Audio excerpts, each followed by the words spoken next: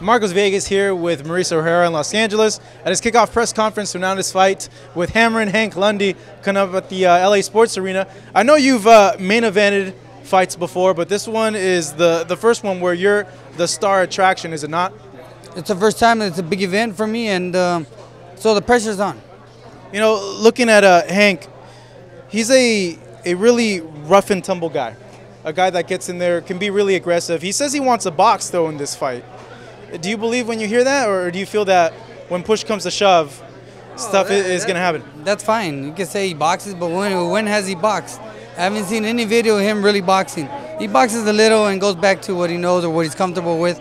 If he boxes, that's fine. That's fine. We'll chase him all night. We have to, and soon enough he'll tire out, and you have to sit there and trade. So to me, it doesn't matter what he wants to do.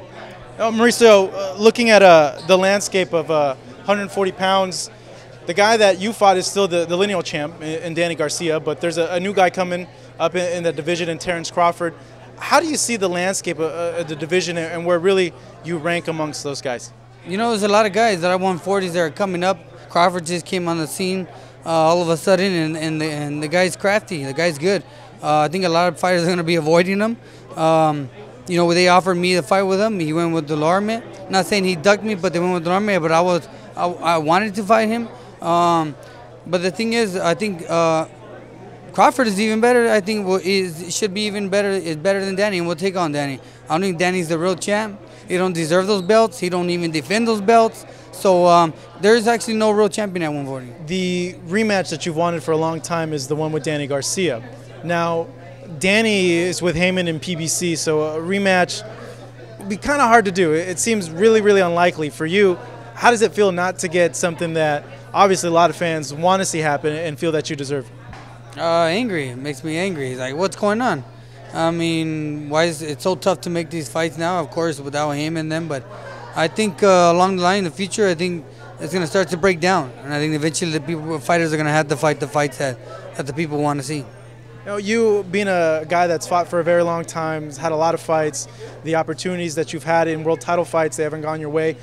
Has it been hard to deal with that? Has it ever made you kind of like sit down and be like, you know what, screw boxing, screw the politics, I'm done with this, you know, I'm just going to call it a career?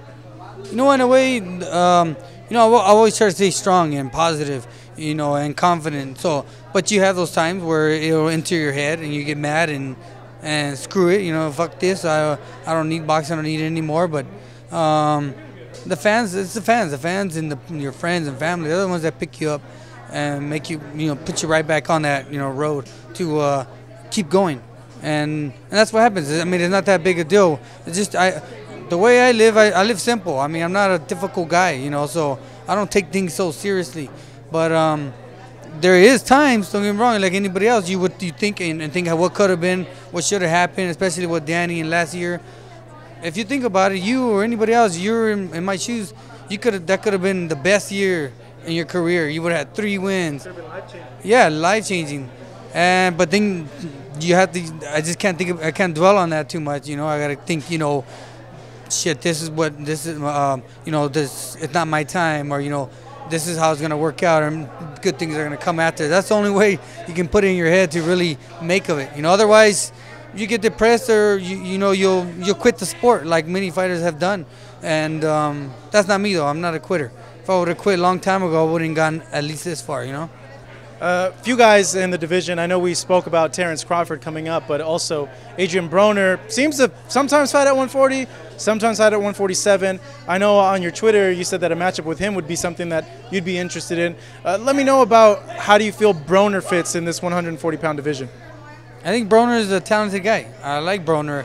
We'll let you fight Broner. Of course, he's with another Al Heyman. So it's tough. It's tough to call out these guys and to, you know, to talk about them because people just say that's not gonna happen. But I think down the line, if things start changing, man, Adrian Broner, I think he fits good in 140. I think that's his weight class.